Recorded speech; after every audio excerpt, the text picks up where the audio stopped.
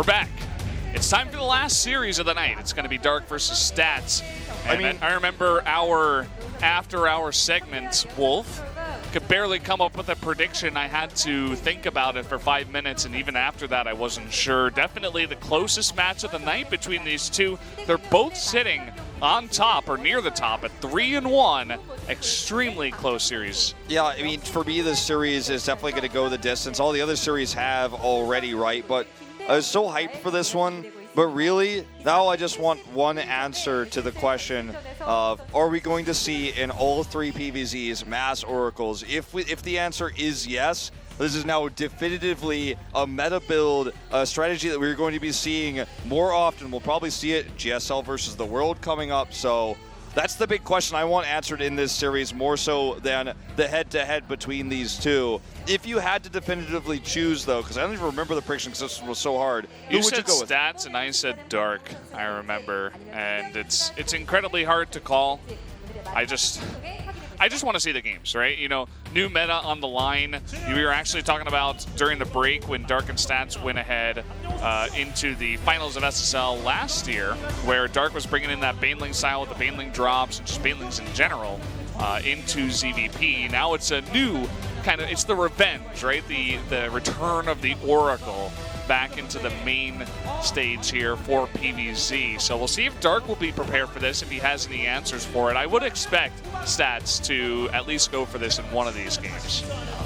I mean, we talk about the effectiveness of Hydras versus Oracles, and this is just something that so far has gone pretty untested, right? Like, this is not a thing that you see very often, so I think Zerg's gonna get a little bit surprised there.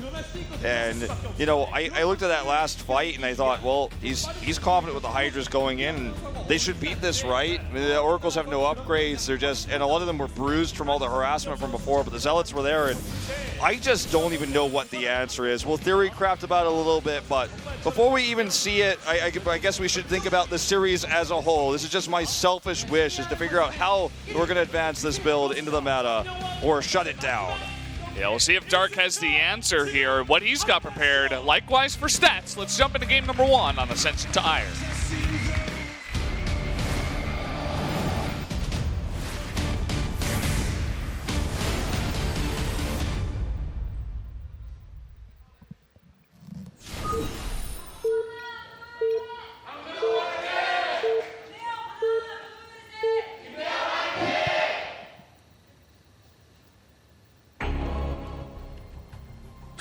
Fly better fly.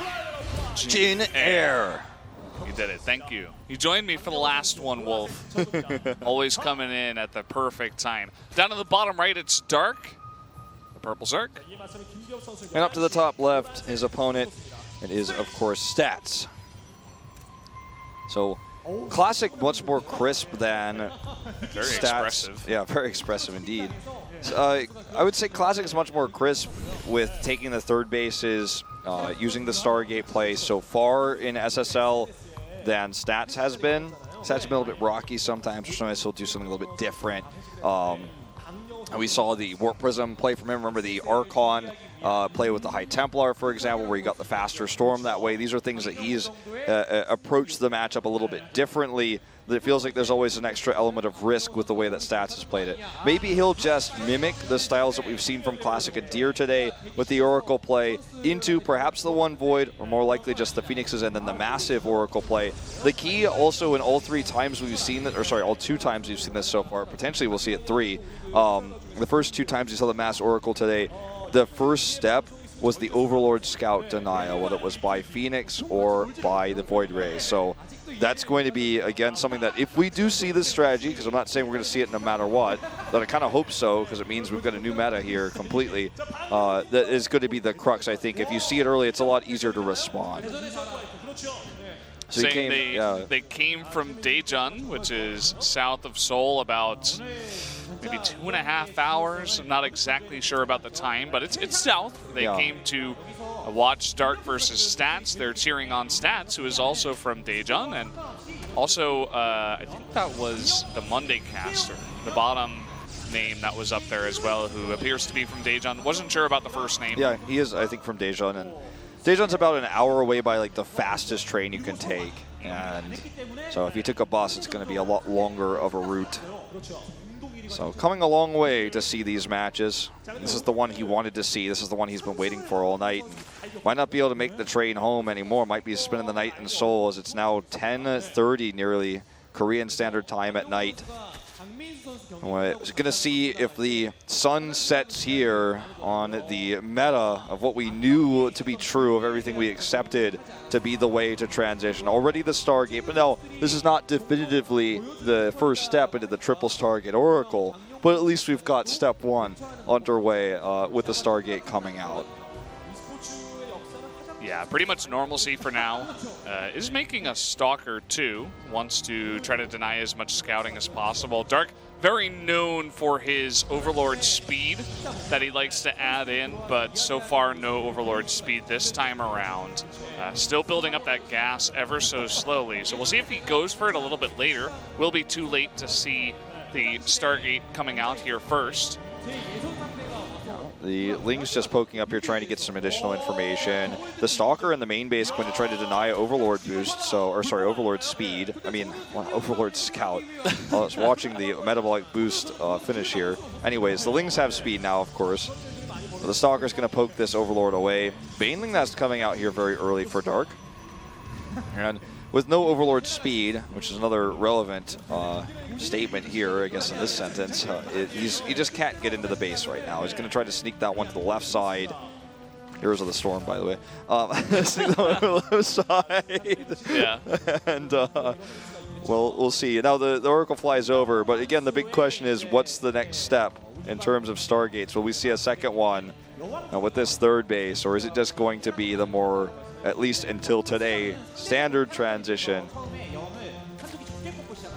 We're waiting for it. Let's see what this first Oracle can do. The Spore was a little bit late, not the perfect timing he wanted, but is able to come over here and get a couple of kills, his stats, and actually take some extra damage on his way out, down to already 40 health. So not going to be the extra Stargate. Is going to make a Phoenix, which is kind of interesting. It's cheap. It can also push away those Overlords as he techs into something else. So he'll be keeping Dark in the dark for now. Yeah, let's see what he wants to do with this. The Phoenix, I don't think this time is going to be the Overlord Scout denier for the double Stargate, because we see the Twilight Council and the Robo before a third Nexus has been planted. I think it would be a bit crazy to then right after that add a second Stargate.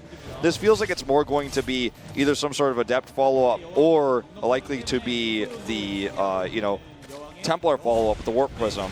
Yep, that's exactly as we talked about, how he made this style a little bit differently than Classic. He doesn't take the standard approach. He takes the High Templar into Archon approach with this, with the Templar Archives coming out. So that's going to be how he approaches taking the third with the Oracle follow-up. So no triple Stargate in this game, but you get to see that Classic flavor, stats flavor coming out.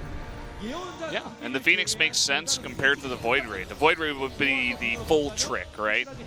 This Overlord, though, is just sneaking on in, and even though it is slow, he's taken the perfect angle to get that scout off. I think he should be able to see this in time. I'm actually tracking this, and yeah, he's going to see everything in the main. So really great scout here from Dark. Immediately adds a couple of Spine Crawlers and a Hydralisk Den to deal with the follow-up from stats. Yeah, +1 attack is coming out very early, too. Dark wants to be aggressive. And the creep is spreading towards the middle of the map right now. He controls both watchtowers. The vision at a premium when you're taking up like this.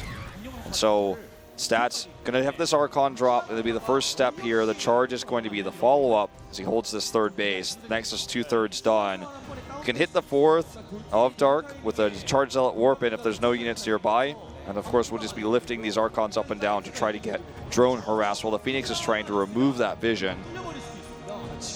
Oracle's flying north, actually. Not entirely sure what their plan is. They might just join the Warp Prism, Yeah, and they will be useful against the Lings, but against 11 Hydras that are popping out in time to deal with this kind of push, I think he should be okay. He gets a nice surround here as the Oracle's just idling nearby. Stats not paying attention. We do have this attack coming in. It's going to be about 8 Zealots, 2 Archons, but everything is prepared here as well as that Spine Crawler for Dark. Okay, he's got a lot of Hydras here. They just need to kite back the Spine Crawler in position. Dark, very well prepared against this. It looks like the Hydras is going to chew through the Zealots, and sure, 10 drones go down here. But he needs to get ready to evacuate the rest of this Protoss army. Going to go for the Warpman here. Not sure about this one. Going to maybe cause him to lose these Archons. The Oracles go down here, and sure, he killed the drones, but this was a very expensive investment here for Stats. He lost so much in that trade. All the Zealots, the double Oracle.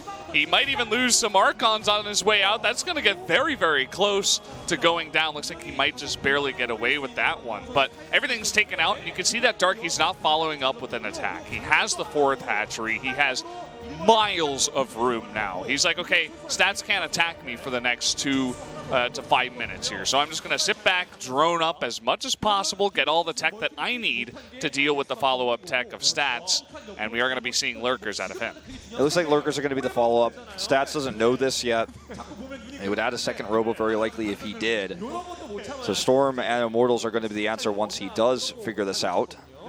Wants to find another angle to harass this 4th base, but I just don't think it's going to happen. And if he actually tries to commit to harassing the 4th, loses another group of units that could open up even potential for counterattacks for Dark. Was the Lurker Den complete? He's got a healthy Hydralisk count. What I do like, though, is Stats keeps the Warp Prism option open while he takes this 4th base. Looks like Dark is so expecting this Prism that he's even just going to preemptively look for it. Remember, he has never had any vision of this Prism. He's just like, all right, well, he's got the full surround. Yeah. Funnily enough. He doesn't have any Overlords nearby, so I can't imagine how he would have seen this. I think he's just expecting it, and he does pull away. Unlucky that as soon as he does, the Prism moves. Kind of funny how this works out. He makes it into phase mode. And he's just waiting. Probably going to be charge lots for some harass a little bit later at that 4th base. Would have been nice to take that out. Looks like he's going to be warping in 4. But here comes that big Morphin. 9 Lurkers on the way. We'll see if he wants to get aggressive here or if he wants to go into higher tech. He can easily just max out with all those Lurkers, get the upgrades that he needs, and go for a gigantic attack at the 3rd base. It's not very efficient harass here, just losing the Zealots basically for a few lings. Scouts the Lurkers. This is actually a nice opportunity here for Stats to figure out how he wants to approach maintaining vision, because there's a lot of Hydras here. He's going to have the Overseer, so sniping observers is going to be key. Look at this. The first one almost goes down here already.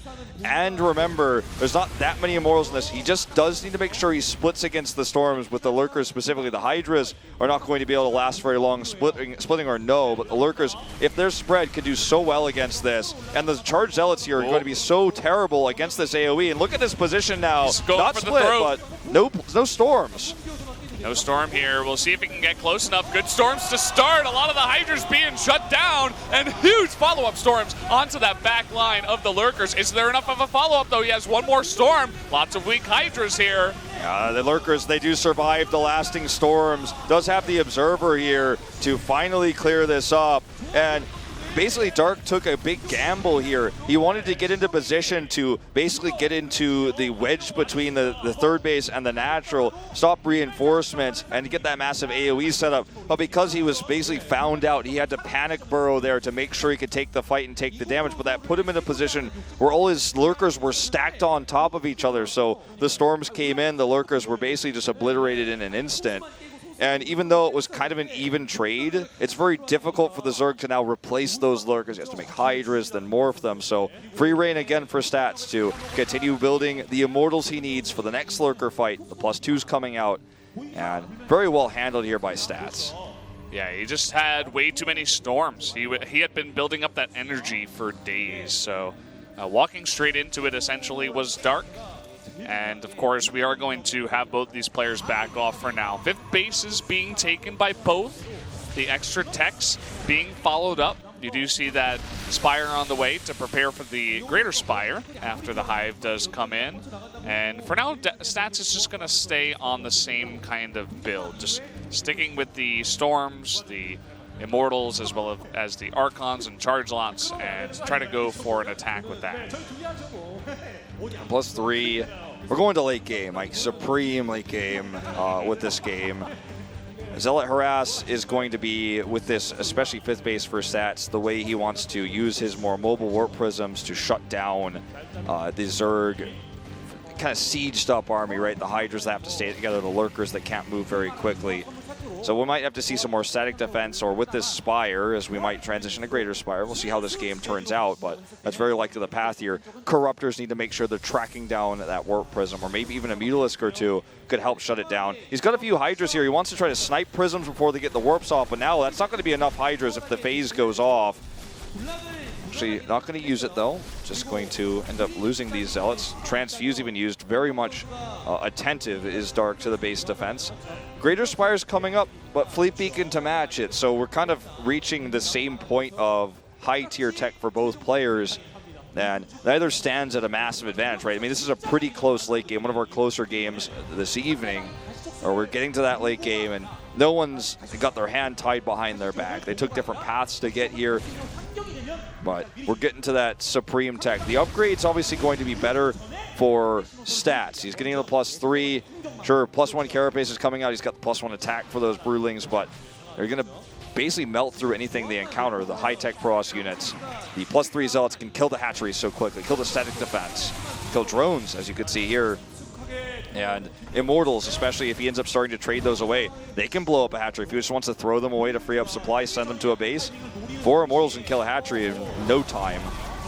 That's a good snipe on that War Prism. Means that he can free up a lot of his attention to deal with this scary Protoss army in the middle of the map. And you can see that Stats is taking a small step back. He doesn't want to step too far on the creep, wants to just clear up a path for his future attack. As he does have the Mothership on the way, even a Dark Shrine for some more efficient Archons in the future.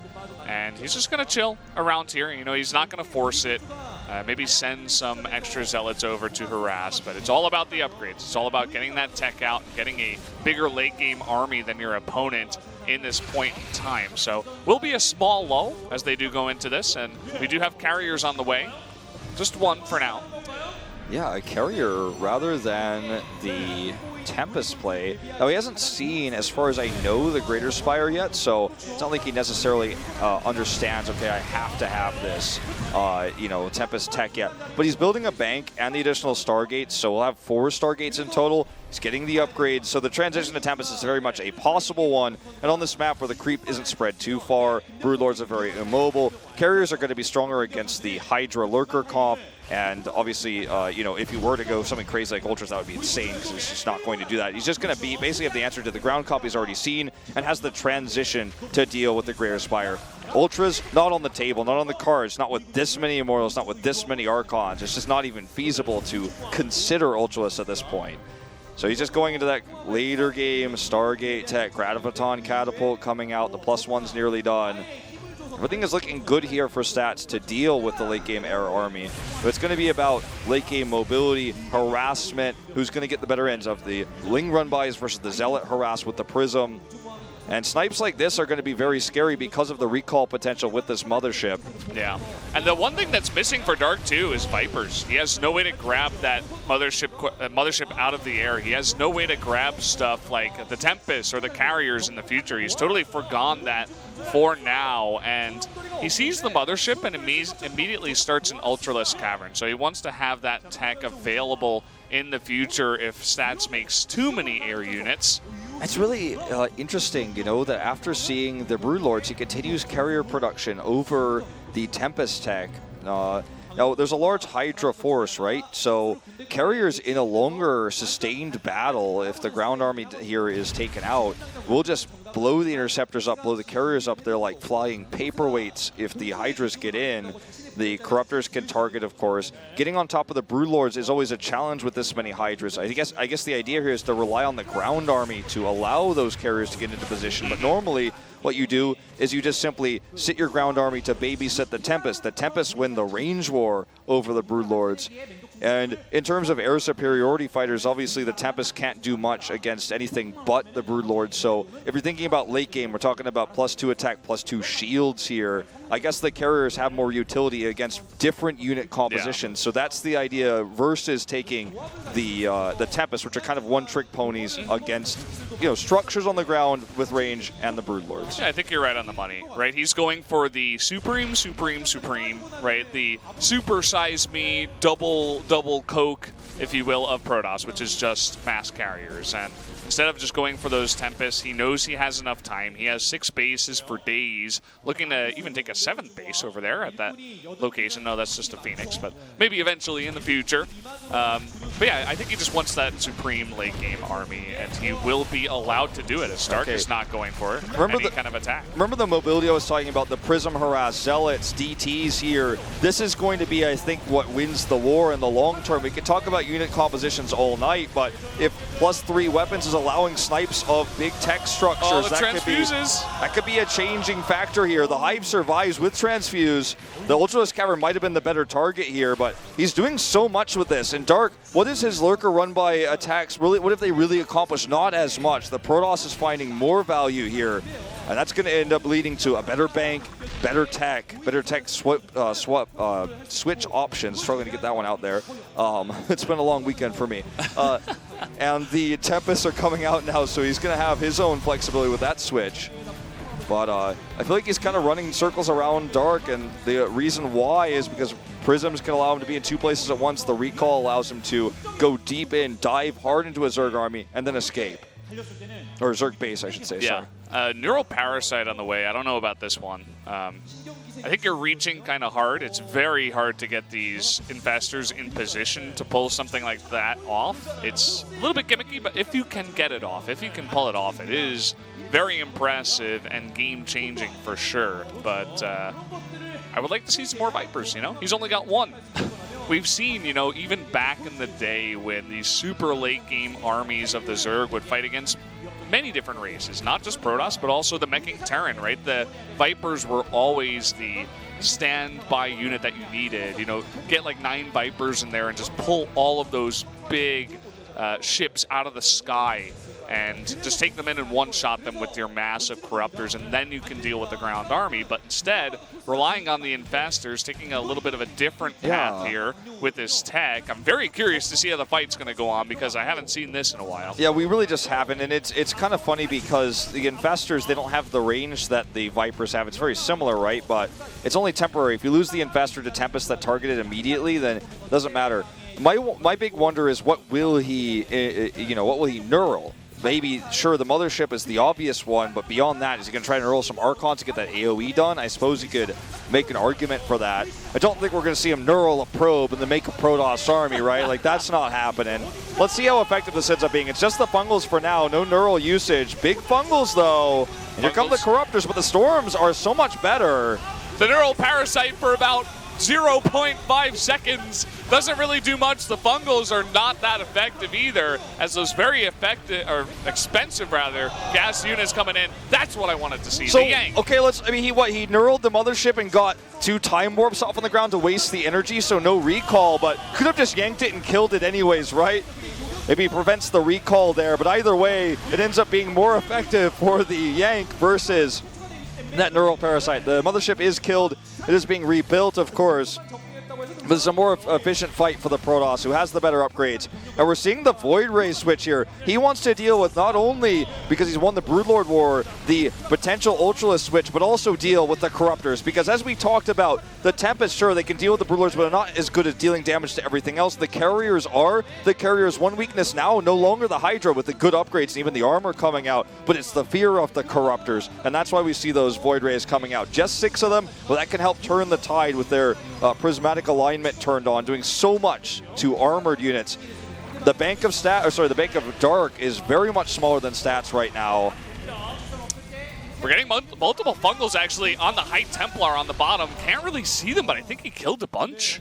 Let me actually take a look at the unit tab. Yeah, there's no more High Templar. There were like killed 5 all of them, or 6 of them in there, so a very good trade now, as those Storms would have been very, very effective against all the Corruptors. He's got 24 in the sky, and now after taking out those High Templars, he wants to go for the attack. Where are the Void Rays here? Okay, there they are on the left side. They're going to go ahead and prismatic alignment. The Corruptors just can't fight this. The Ultras on the ground aren't going to do anything to the air battle. The Hydras do start to whittle away on these Interceptors, though. There's no Storm. There's nothing to do with the Corruptors. He took out the one counter to those Corruptors. Now we're trying to get to work on the those carriers, they're still extremely strong, but one by one they will fall. These very expensive air units for Protoss. It looks like Dark is going to take this fight just barely. Yeah, just barely. There's not enough Void Ray damage there. The last carrier will fall. These Zealots coming over here to try to push the Ultras away, but it's still not going to be what protects these Tempests now that are under attack by Corruptors. Queens coming through. Void Ray's coming in for the flank here, but there's a lot of Queens. We'll need to take those out first here.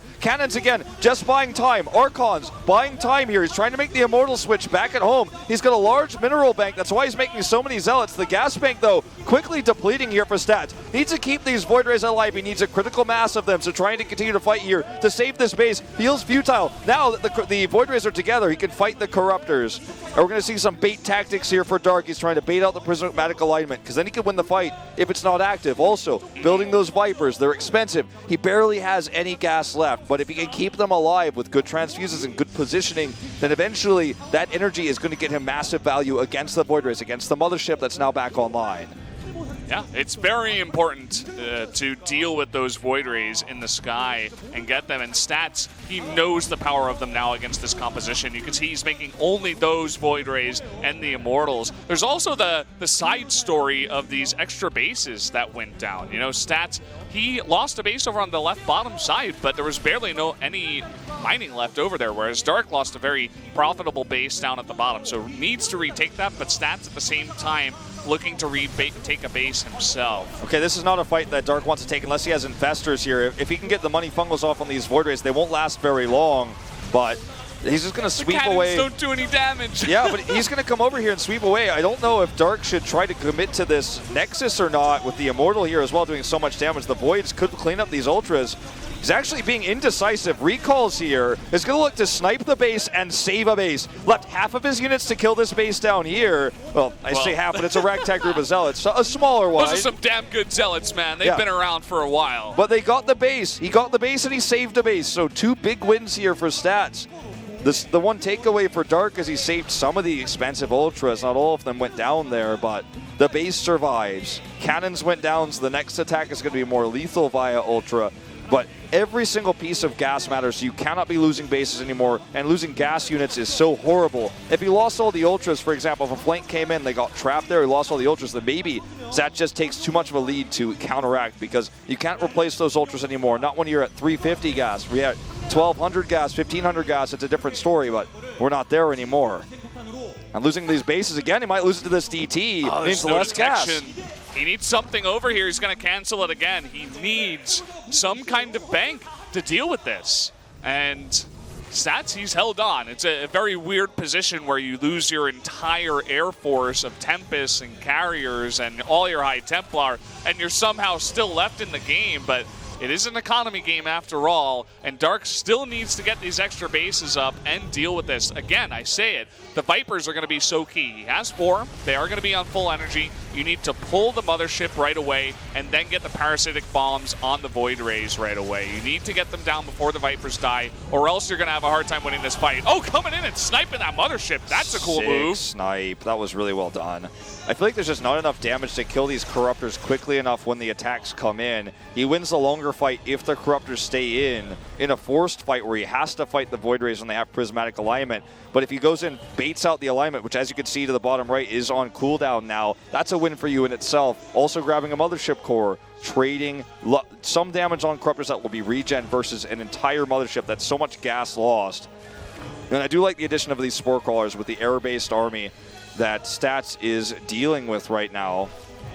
The harassment isn't finding value like it was before. Dark has set up defenses to get that 6 o'clock or, 6 o'clock-ish base down there. The bottom center is secured now. Looks like he might even be able to take the 6 o'clock as he moves units away there, takes control of the watchtower. And with the mothership gone, this army for Stats can't just go snipe a base and walk away. It doesn't have the mobility, it doesn't have the escape factor. He's building a new mothership now, but it takes time. It takes gas. And during this time, Dark is going to take that 6 o'clock base I was talking about. He's going to look to go for the snipe here on this base. Stats cannot afford to lose his gas. This is a big base. He's going to take it down in mere seconds as Stats, he's just not in position. Not confident to take that fight right now, but now he's on the chase. Looking to take down these Ultras. Takes out one. Can he get another one on the chase? That's the real question. Gets to second.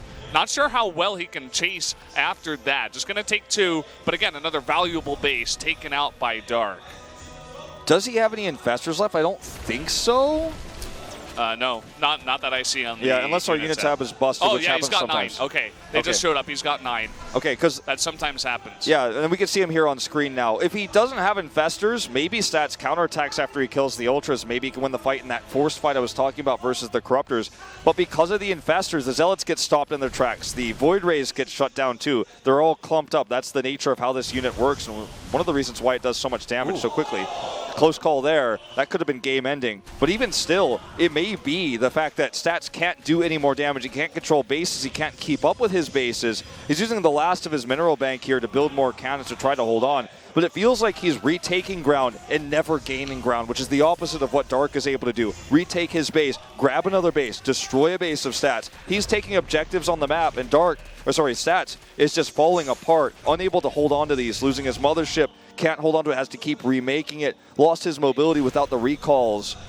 And it feels like a slow and painful death for Stats right now if things don't change. And I'm not entirely sure what he's going to have to do to make it change. He's got 4 High Templar only for the Storm battle, but Dark is avoiding taking any sort of direct confrontation.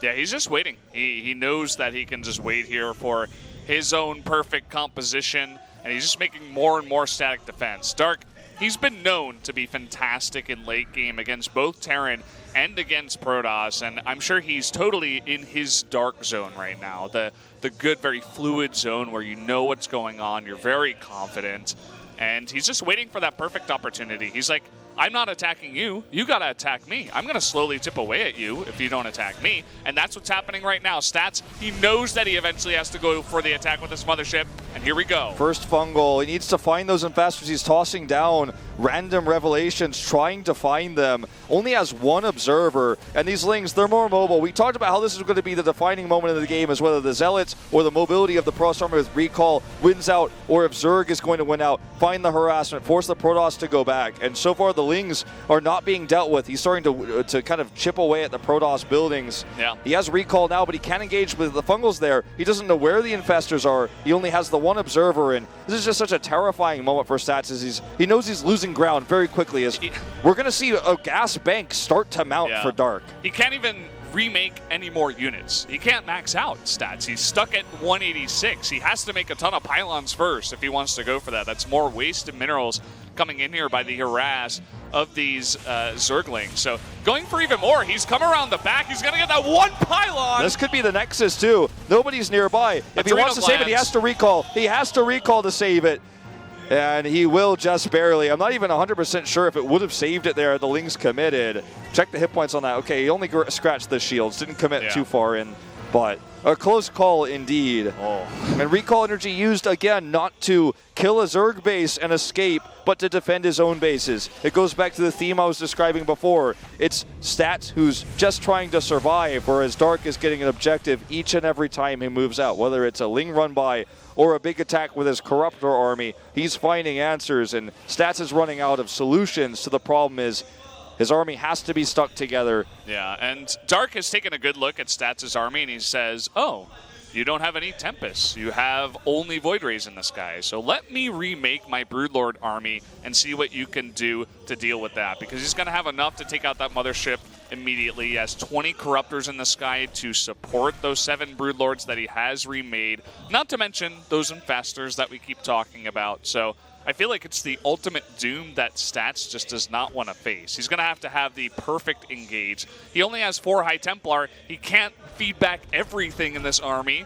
Would be nice to get the feedbacks initially on the Vipers and then maybe some Infestors as the follow-up, but also needs to balance that out with this Storm. So we have an incredibly late game here going to 31 minutes as Stats is going to have to try to slowly fend off the Zerg push. Yeah, and feedback is such a low-range ability. There's Broodlords to help protect against the Templar approaching. So difficult to actually execute this. Catching a few Ultras here would definitely hurt Dark, but they're not the crux of his army anymore. It's the Broodlords, and how can you really deal with this anymore? With only a few High Templar, massive Corruptor fallback, and if the Void Rays go into engage, they're going to put themselves into position against the Fungals. I think the only thing Stats can maybe really hope for here is to try to use a great a Void Ray split. I think he's going to have to spread his Voids, and then maybe if the Fungals just don't stack enough, he could take a fight, but it's going to be so hard. 9 Infestors here. Going for the Fungal. Hits the probes. Yeah, going for the probes. I mean, he has so much energy here that he can expend. It would have been nice to get the Mothership at the same time, but not going to work out there. And coming in now, trying to do his own harass here is Stads. And Dark, it looks like he's thinking about taking that fight down here at the bottom. But on the chase here okay, is this Stads. is a nice catch. Where are the Infestors? Okay, here they are. He got baited, and this means Parasitic Bombs, and that is going to be game over. Watch the Protoss army burn here as down go the Void Rays. Some of them survive, but they're so low. The Corruptor's coming in here for the finishing blows. Nothing left here in terms of workers for Dark, but I don't think it's going to matter because his army is now basically undefeatable. Ultras here are going to try to go for the base trade, but all it's going to take is a few units coming back. Is there any way he can actually win the race with these Immortals? I just don't think so. Nope. Corruptors do damage to buildings, man. And that they do, and they do it very fast in this high of a number. So goodbye to your last Mining Nexus stats. Dark doesn't have one either. There is still minerals and gas down towards the bottom left. Dark, if he wanted to play it ultra safe, could just go back and retake those bases and just eventually max out and kill stats, but doesn't have to do that. Thinking about taking this attack in the middle of the map here. Going for the Fungals, and he's going to get it. Yeah, Broodlord's up here on the high ground, too. The Archons can't get on top of them, even though it's only 3 Broods. He just flies over the high ground. Archons get outranged, and now he's just going to pick them off. Good micro here from Dark. That was close, though. You don't want to just give away your Broodlords in this situation. You're not going to win with only Corruptors in this game. Need to have these Broodlords do the eventual damage to this army. There's not much left on the ground here for Dark. He has 24 Corruptors. That's about it. Besides that, he has 28 Lings. Ooh, and these Lings are not going to do very well against the Zealots, actually. A great choice of warping here for stats. Broodlords get caught. Oh, is this going to be the comeback here? He gets one of the Broodlords. He might. He's getting it. He's going to follow it up. He's going to get all of them. Hero Archon is on the chase. He's going for it. Goodbye, Mr. Broodlord. You and your buddies are going down. And remember, though, Ultralisk, there's one left that's going to be killed straight up in a fight against the Immortals. No Void Rays left. The Lings kill buildings very quickly. The 24 Corruptors kill buildings very quickly. And then Infestors can make infested Terrans. When Immortals kill buildings so incredibly fast. He's got Photon Cannons here as well. Dealing with those is going to take the Ultras. It's going to take infested Terrans. Static defense for Dark. Let's check it out here. 8 Spine Crawlers, 5 Spore Crawlers. The Immortals can make simple work of those. And he doesn't have an army to deal with these. If he kept the Broodlords alive, they could defend this alone. But now, he's just going to march across the map. He's going to put the onus on Dark to try to kill his bases. He knows he has the Photon Cannons. Those there at the choke point. Sure, it's only 4 of them, but it's going to be so effective. Oh, the Neural! The Neural! He's going to focus it down. The Neural is coming back here in the end of the game. This is actually going to help out Dark hugely. What a crazy game this has become. I thought we were dead over when the Void Rays went down. Okay, he's trying to fight back. Immortals coming in. Those Infestors, they're pretty low on energy now. He needs to save them. Just going to grab one here, but the Observer's here. He didn't realize it. Should not have been this aggressive. He need to somehow find a way to kill the Observer. Has 5 Overseers here, but cannot rebuild Infestors, cannot save them. Looks like he wants to go for the base trade. He wants the Observer here. He wants to get that Observer. He's on the chase. Okay, here we go. Should be an easy pick off. Yeah, but I don't know if he has enough time to kill these with the limited energy. He's going to have to use these Corruptors to try to kill the Photon Cannons. They're going for this pylon of the cannons. Here we go. Here we go. He's getting these pylons down. If he can get those down or just kill the cannons, then the Ultras and the Lings can do so much damage so quickly. One Mutalisk being built right now as well. Okay, this is getting nuts. He's mining a few minerals, getting a few more Zerglings out. And here comes the attack now at the natural. Those cannons are down. Will he send his units home? It's an all-out race now, and even though Corruptors don't normally attack buildings, this is becoming one of the most key factors in this game we are watching right now. 1 Archon and 7 of those Immortals are left alive here. He has to somehow win the race with that. I don't know if it's doable, and we thought maybe the Archons would bring the comeback, but it's the Neural Parasite that defends here against the Archons. The Infestors are coming in and there's no detection. They're just going to walk by those Archons. You can see it on the minimap as the Corruptors, here we go, yeah. They could just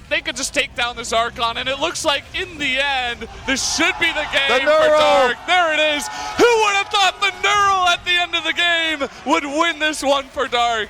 In a 37-minute game, it looks like we are finally out. The Mutalists can defend those Ultras alone, or the Immortals alone. What a game.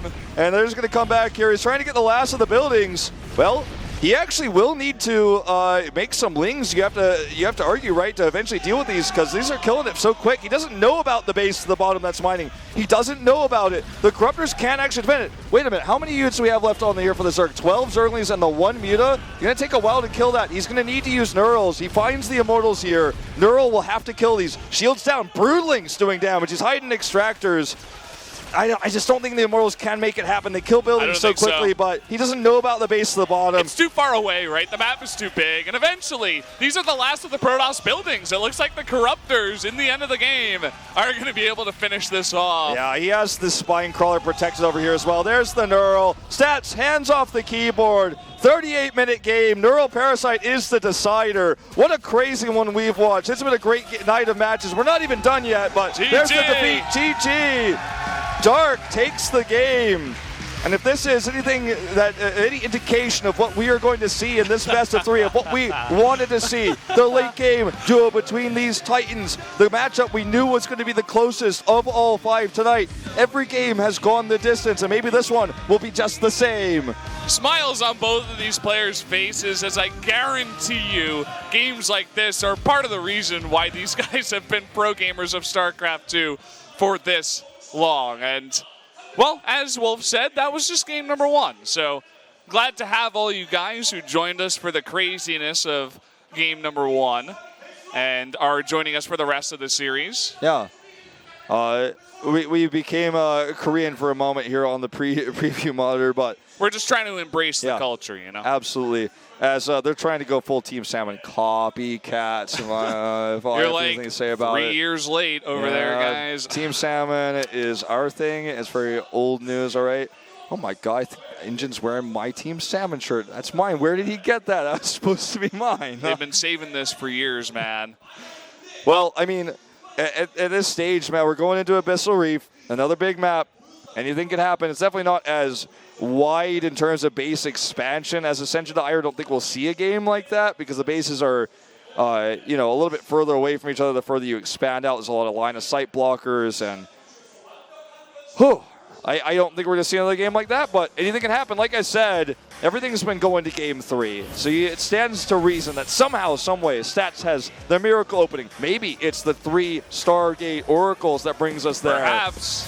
And Dark even saying in the chat, he's like, I don't have strength in my hands anymore. They just don't really work anymore. You have to believe that Stats is feeling the same after a crazy 37-minute game like that. So Abyssal Reef, one of Dark's favorites, bringing it in, chose it.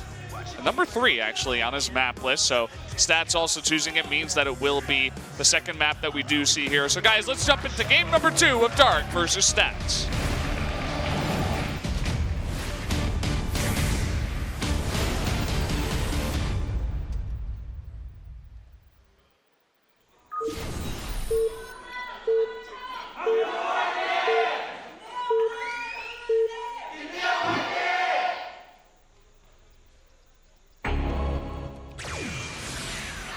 Game number 2. It's got a lot to live up to after the excitement of game number 1 and a finish like that. This player, Dark, was able to win that game number 1.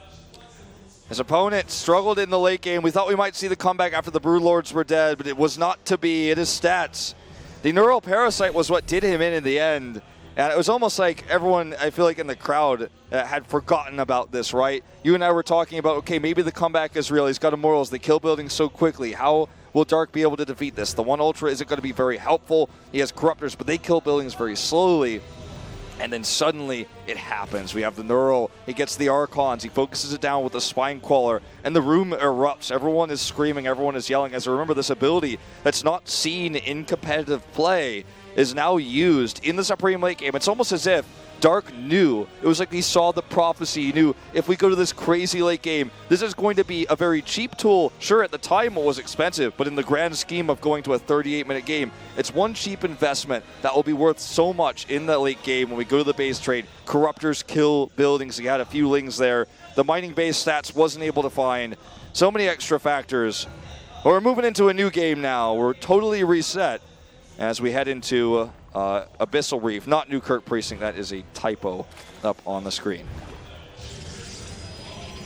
Yeah, interesting that we get that one. Game 1 wasn't even Newkirk Precinct. Kind of funny how that works sometimes, but either way, definitely one of those games that these players, they didn't get any extra time to rest after that, right? They had to go straight into game number 2, just like as if game number 1 had been a 4-minute cheese. So it stands to reason that both of them are going to be extremely tired. Kind of surprised, actually, that we don't see either of them going for any kind of cheese to, try to get into the head of your opponents. I suppose Dark has an opportunity here, especially with the positioning of that hatchery that's out on the map, to do something a bit more aggressive. As Stats is like, hey, where's your third base? I'm looking around for it, but I can't really find anything. I just suppose he's just surprised by this. We'll be a little bit duped because didn't check the third. I suppose he'll do it now. Nope, does not actually. So more unusual third base location that Stats will just simply not find. So a small minor mine game here. He could go check it. He does not, though. And he's going to go ahead and send this probe back home. We'll send an Oracle to do a little bit more poking, find some more information perhaps. The Twilight Council is coming up here. Roboless, in fact, so Stalker coming in. Mm-hmm. No Oracle either. Yeah, was the Adept out here on the map? Will we just see a Glaives build? The Robo comes up, so it feels likely. Dark Templar into a drop to use the Dark Templar Archon variation is something we don't see very often anymore. It was the Zest way. Let's see if that's his plan. Yep, that is. So, wow, 2 old school Archon drop styles coming out here for Stats today. I like it on this map, too. You can get into the main quite easily. There's a lot of room over there to maneuver your War Prism, especially when the Zerg doesn't take that, standard third base location on the right side. So it's going to be cool to see how much damage he can get done. This Overlord, as Dark did commit to the speed for the Overlords, will come in here and should get the free scout. Sees everything that's coming down, will be prepared for it, no doubt. See what he does against these Archon drops. Yeah, I can't change the fact that, like you said, there's a lot of dead airspace back there. There's nothing you can do about that. But he can make sure that he's prepared with Spore Crawlers for the DTs so they don't do a little bit of extra bonus damage. So it's about the Archons more than anything else. The DT tech is an extra flexibility you have. You can use it defensively if there's no Overseers.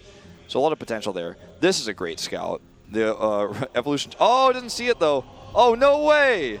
Caster Curse. The Evolution Chamber's not even done yet. It's almost as if he knew it was coming, too. I think the Overlord might have actually seen it because it's got larger vision, so he moved away. Just going to morph that drop Overlord now. Second one to the right side, but it's a fake. The fakie coming in here. This is so cool. See if he pulls or anything like that. Nothing happening. I don't think he was even looking at it, to be honest. Yeah. It was just the Stalker attacking by auto unit aggro. Charge is going to be the next attack upgrade coming out here for Stats. He actually doesn't make any DTs. Comes the Zealot, or sorry, the Ling run by, forces an overcharge. The Mothership Core is in position. It's going to come over here. There's only the Stalker and the Adept, so it could target down a few probes. There's a cool amount of damage that you can get done here for basically free, as that Overlord is in a pretty nice spot with the Overlord speed, can get out in time. Here are the DTs, though. There's only one Spore Crawler. The surround on that Spore, he needs to try to protect this here. Oh, he definitely does need to protect it. He's trying to use the drones to actually surround it here, but now it's going to go down. The lair could be targeted, actually. No more transfuse energy. You just target down this lair. He doesn't know how far along it is, so he doesn't know that he could actually potentially kill it, but he can. GG. Stats to bring us to a game 3. Now, those are risks because the lair just finishes. He makes an Overseer, loses the DTs. Things get a little bit iffy there, but he killed the drones first, and he was like, all right, let's try for this. Dark knew that it was going to die, and Stats was going to commit to it. So games end in an instant when you're not focused on the potential of what could happen, when you're focused on your harass. That's a rough game lost for Dark. You know, he wins a 37-minute nail biter down to the bone, super close, almost loses it, and then he loses because he doesn't track the warp prism, and 4DTs do a hell of a lot of damage if you're not focusing them. So that's a rough one to take. Definitely got a feel for him. You can see that Stats kind of breathes a sigh of relief. He's like, oh, okay, that worked. You know, I wasn't too confident in that really working out, and I was really only talking about the Archon drop. I'm glad that you mentioned the possibility of the DTs coming in, because that's really what won the game in the end. So we're going to game number 3, guys. Yeah. Going to Newkirk Precinct, I believe our graphics are correct this time. So we're heading to that. I see it on your preview monitor. This is it. And yeah, cheeses, games that ended in an instant, DTs sniping a lair. The map score does not discriminate. If it's a 38-minute game or a 6-minute game, a win is a win. And we are going to our 15th game of the night. Every series went 3 games, and this is the last one of the night, ladies and gentlemen. Yeah, so extremely hype. We've gone the full distance, and it's going to be going down to this last game. Game number 15, Dark versus Stats, game number 3. Here we go.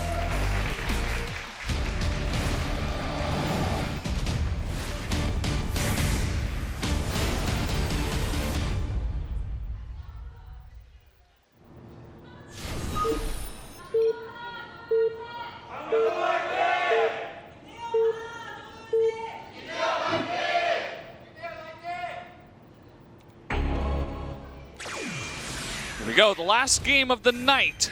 A ZVP, a nail biter for sure. Down in the bottom left, the purple Zerg, it is Dark. And down to the bottom right, it's not classic Stats.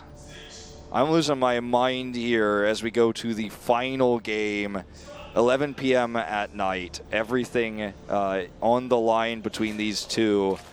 Talking about how close they are in standings, both 3-1, both with the +3 indicator score. They are dead tied second place. And actually, no, that's my bad. 1 game above for Stats. Just check that again. I thought they were dead even. So 1 game above for Stats, but I mean, these two are so even in skill right now, we could tell. And as I said, points don't discriminate in terms of what sort of game you win, how hard it was to win. You win in an instant or you win in the long game, the long drawn-out one. Either way, a win is a win. And now we're going to Newkirk. This was, as we mentioned in the beginning, we knew it was going to be the closest series, and it really hasn't disappointed at all. These guys down to the wire. It's impossible to call who is going to win this one. Took multiple minutes to make a decision in after hours for both of us. And really it is anyone's game. So I wonder how the builds are going to be changing up here. Will Stats just try to go for the Oracles on a map like this? Definitely is viable. Stats doesn't really strike me as a guy who's going to do any kind of, off-meta build twice in a row. He strikes me as the guy who's like, okay, let's try this Archon drop. Let's see how it does. Oh, it did very well, but, I don't really want to use that exact one again. It might just go back to the Stargate here. Yeah, flexibility is always good in a best of 3, and he showed the High Templar Archon opening, and then we saw the Dark Templar opening in the second game. Sure, the High Templar opening it wasn't the game-ending opening. It led us to a longer game, in fact, that Dark was able to take, but maybe now on the best Oracle map of the 3, you change it up, you go Stargate. Maybe it's best to just stick with the more standard Stargate opening, not going to be the triple Stargate into mass Oracles. Just do what you're used to, what you've used on this map so many times. Don't try to rewrite history. Don't try to rewrite the meta right now, and just play something standard. You've beaten Dark you nearly beat Dark in a straight-up long game. The second game, you out-mind gamed him. But in game 3, maybe just try to have this clash of I am the better player and play what you've been practicing, what you've been playing on the ladder, and what you're most comfortable with. I don't know if this was Stats' first prioritized map, but based on the map draft, because there's a missing hole in our data sheet, but I have to assume this is the one he prioritized most because it's in the map. So he picked Abyssal Reef second and Ascension to Ire third. which leads him to believe that this was his first map pick, so it's the one he wanted to play the most, and I think that's why he's going to play standard on it, rather than try to show us something tricky. Yeah, and I would expect this one to go late as well, unless something funky happens, like the Oracle comes in at a weird angle and Dark loses too much and Sats gets too much of a lead, but not really expecting that to happen. He already has seen the Stargate up here. He is making those Spore Crawlers, going to go up to 2 total, as one has finished in the natural. Going to make one in the main, keep his 3rd bear for now. So, Overlord coverage good here. He will see exactly when it comes in and at which angle. Obviously, he's going to take the As the Crow Flies path down here to the south. Does actually just narrowly skip both Overlords. And the Queen and Spore should be ready. The Spore is, the Queen can rejoin from the top of the main base. Already getting a few kills, though, just tanking the shield damage. Dark with the fast Baneling Nest and the Evolution Chamber does suggest he wants to again go for an early drop with his Overlords. But a Phoenix is the follow-up. Yeah, no Overlord speed just yet. Can definitely go for that a little bit later if he does want to go for those drops. But just going to have those available to him for now. The Banelings will be very good against clubbed up Adepts that are the choice for Stats, as he is going for those resonating glaives. Still no 3rd base for Stats, but you have to reason that he will go for that. There it is. Very, very soon, and down it comes. You know, you talk about the lack of Overlord speed, and you did it in the context of drops, but it's so important that he's actually able to get in here and see the Stargate is no longer producing right now, and sees that it's only 1. Because if the Phoenix denies the Overlord because he doesn't have Overlord speed, maybe he has to question, based on what he's been watching all night long, will he be doing the triple Oracle? But after seeing no additional Oracle production, only the one Phoenix coming out, the one Stargate that's not producing, he knows, okay, this is something entirely different, and he wants to continually further scout and figure out what that is. Don't wrongly assume or worry about this Phoenix build, or sorry, the Oracle build, because we've seen all the players so far have been placing them all in the same location, trying to hide them at the back of the base. That's why he chose that location to scout, the most difficult one to enter.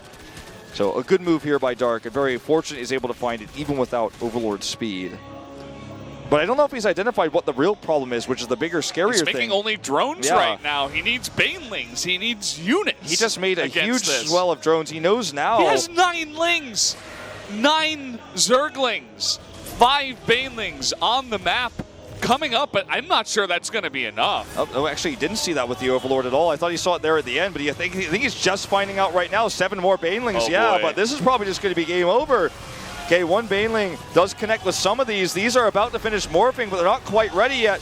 Coming in from the side, but he needs more connections here. These 7 about to finish. The micro here, really good from Stats. The splitting, very decent though. The connections coming in. We are going to see the Shade now into the main base. There's so many Spore Crawlers here, but just not a whole lot of units on the ground, unfortunately. The +1 attack is going to finish soon, but 5 more gateways about to finish. And Stats, he didn't win the game straight out with this necessarily, but he's done so much damage that recovery for Dark is going to be very, very difficult. The extra gate's about to finish, the Prism coming up. The next push may very well end it, but this one has done massive damage already. Dark playing way from behind. He just wasn't prepared for it, wasn't expecting it. He got the scout on the Stargate, but did not prepare. He was a little bit too greedy. The timing coming out here, and I know a lot of people are going to be out there saying, what's going on? The Protoss wins 2 easy games in a row, whereas the Zerg has to work for 37 minutes. But let's be real, definitely a mistake from Dark to not prepare at all. I mean, he already had 55 drones, not even a 4th base on the way, and then you make 11 more. That's just straight up greed, guys, and it's not going to pay off for him in this game tonight. So you can see he's way far behind. He's trying to remake drones and come back in this one, but the Protoss force is just so far And because ahead. he made drones again after losing, 25 or so plus, I don't know, infinity drones, he had to use all of his larva and all of his money, all of his minerals to remake drones. If he doesn't, he loses. And if he makes the drones, he still loses, because look at this army that's coming across the map. This time it's basically quadruple the size of Dark's. He's going to have the splits again. Not only that, but sentries, the larger army than before. Here come the force fields. It's going to make it a little bit tougher for him to advance up the ramp, but the Banelings can't engage. Ooh. Here comes the flank to the main base. Yeah, and those banelings, not enough. That Warpman from Stats and GG. He will take the 2-1 victory in a very well-deserved series here up against Dark, and he will take the first place, I believe, here as Classic. Yes. To take the 2-1 victory over Solar, if I'm not mistaken. So Stats staying one step ahead right now on top. So interesting series. Definitely game one was the highlight of that one, as the game two and game three were a little bit more one-sided, as Stats kind of got into the head of his opponent. The builds were good, and it felt like Dark was almost a little bit out of endurance. You know, he didn't have the endurance to stay in that one. He was out of energy, and he wasn't playing as solid as he had in other series as well as in game number one. Yeah, I mean, it was overall just good play out of Stats on all three games. I mean, you look at the first game, and it looks like, okay, he got outplayed. The Neural Parasite was an extra factor he didn't really think about. None of us were really talking about it after it was researched. We're like, oh, this is something that could be used to maybe grab the Mothership. He tried to do the Time Warps, but it was the grabs that killed the Mothership that brought Dark back into the game. But then the late game, I mean, the kills on the Archons, the Immortal grabs there from the Neurals, that's what brought Dark to victory. But the next two games, he just simply was maybe worn out, tired, or just not very well prepared. Thought he was going to be playing the same sort of style every game. The DTs blindsided him because he was focused on the attack. And then in game three, he was focused, of course, on droning. He's got the scout on the Scargate, felt good, but didn't see the speed. So we're going to jump to an interview here with Stats. I don't know if we have a translation this time around. Actually, as you guys may have noticed, our PD rather, has gone MIA, so... Yeah, he's not giving us the camera transition. We also don't have audio of this, so we couldn't even translate it for you if we wanted to. So, sadly, we don't really... it's not even that we don't have a translation, we just don't have audio of this. I can kind of hear it. Let me actually try to take off my headset. Yeah, I guess that's one way we could hear it.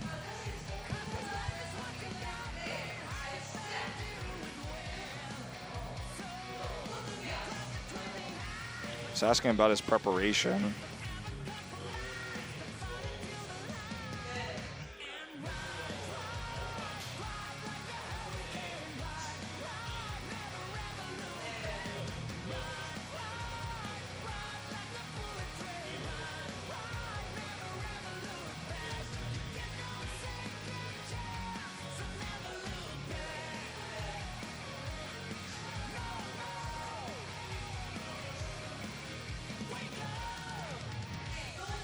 I can only really catch the ending there. I think he's talking about how he was at the beginning, as far as I could catch, which was very little. There's something about like being frustrated against his losses against Dark in the past, and he prepared really hard for this because it meant a lot to him. But he's not very satisfied with his results today, as what I believe I heard there at the end. Valdez got the full headset off. He's trying to pick it up. We got like our sonar ears coming out, trying to go full coyote ear and listen deep, or put my ear to the ground, but.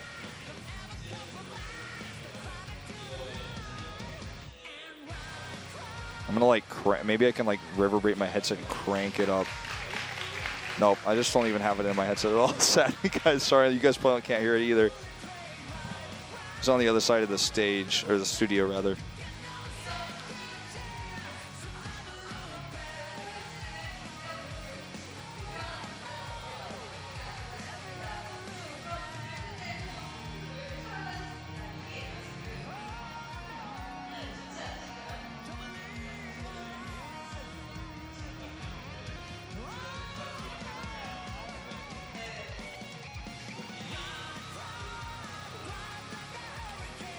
So she said like you won today, so you're at the top of the rankings, you know, she's like, well, isn't that good for you? Like, aren't you happy with that? And he said, well, it's not over yet. You know, it's still a long road ahead, and even though I've taken first place, I'm not going to get complacent here, and I have to take every match seriously. It was the gist of what I was able to catch there, which is like the obvious answer, right, that any pro gamer would give in this situation, but I was able to catch a little bit of that one.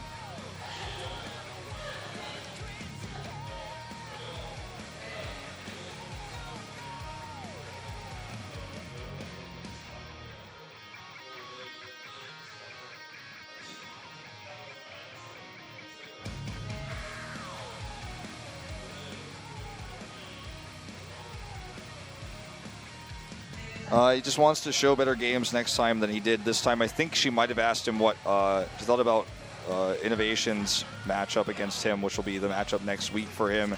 But I couldn't quite catch what he said about it. Saying Dark's name, too, at the same time, and stuff about stuff being hard. That's about as much as we could have caught, I couldn't guys. really Sorry. hear that much. Sorry. The audio's not too good, and we lost our translator. It seems like he is kill. He is kill. He dead. I don't know what happened. He's gone. Where were you when Global PD was kill? Well, we were here on the desk trying to translate. Well, we did our best. It's unfortunate we didn't really get to hear the most of that interview because there was a lot of things I was curious about. But we went the distance. We went all the way to set 15 tonight, and the last series definitely delivered the hype, especially game number 1. Yeah, game number 1 was pretty fantastic. Definitely the highlight of this entire day. And we're going to take a look now at the standings. Stats up at the top. Classic is up next, and Deer is also at 4-1 with a slightly worse indicator score, but he's still up there. Innovation trying to make it back, as well as Dark. And then you guys see the bottom half as Solar, Maru, Alive, Hero, and Biel still struggling to make it up to the top side. Definitely some surprises in Solar, Hero, and Biel that they're not doing a little bit better, but here we go. Next week, we are going to have more Premiere, as is the way. On August 7th, we will have Deer versus Alive, Classic versus Dark, Maru versus Solar, Stats versus Innovation. Oh boy. That's and then the good Biel one. versus Hero. That's the good one for sure. That's the one I'm most looking forward to. Classic versus Dark is going to be pretty sick, too. That is true, but I'm hyped about Stats versus Innovation, see what Innovation brings to the table after the series with Deer. You know, there's a lot of question marks about what we're going to see from him, and if he can bounce back, because he's not being quite as dominant this time as he was before. So I guess Global PD is kill, as you said, Valdez. I don't know if you guys can see us or not on camera. If my monitor's messed up, but either way, it's been a great just night. Watching us both look at the monitor right now, if they can actually see us. Maybe something happened to my PGM or something. But anyway, I hope you guys enjoyed tonight's broadcast. You can obviously get tickets on the ticket link here, as is shown below. Or you can just come down. You just walk in. You buy the tickets at the front desk. We are pretty ticket low these past few weeks, I would say. So I'd say recommend getting it there at least like 20 or 30 minutes before. If you come after, you'll probably still get one, but you won't get the ticket that you like. You won't get the best ticket because the best seats will be taken, and the majority of seats for that matter. So I'd say try to come about 20 or 30 minutes before if you do come down. But do not miss GSL versus the World. It's going to be from Thursday to Sunday. The finals will be at an offline venue as well. And also, don't forget that Remastered has been launched in PC Bang. So, as I did today, if you have time, go to a PC Bang if you're in Korea, or watch some of the streams that are around of Koreans here and other Westerners who have access to the game that are streaming on Twitch, Africa, etc. Do check out Remastered. It's a great new game. I had a lot of fun casting it yesterday with Tasteless. We're going to be playing it as well. Yeah. We'll see if we can get on that PC Bang time, no doubt. But, yeah, it's been a cool set of weeks. You know, got a lot of Blizzard guys down here, got a lot of stuff going on with a whole bunch of different games, you know, Apex, Overwatch going on, the StarCraft Remastered, and of course more and more StarCraft 2. But it looks like that's going to do it for us, guys. Any last words, Wolf? No, man, it was a pleasure casting these great games, these great series with you tonight, and looking forward to next week. Yeah, definitely take some clips of that first game between Dark and Stats. That was the sickest game of the night. But either way, guys, we will see you next time. Have a good night.